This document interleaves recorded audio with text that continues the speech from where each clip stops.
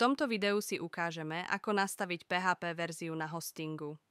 Upozorňujeme, že zmena PHP cez administráciu nezastrešuje optimalizáciu web stránky a doporučujeme pred zmenou web stránku dôkladne skontrolovať.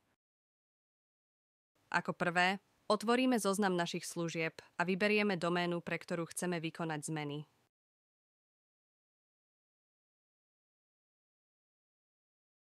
V menu na ľavej strane zobrazíme sekciu Hosting, následne Web a PHP nastavenia.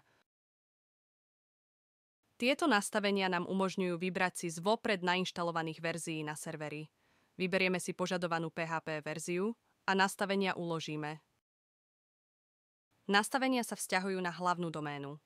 Ak potrebujeme inú verziu PHP pre subdoménu, upravíme to v sekcii Subdomény.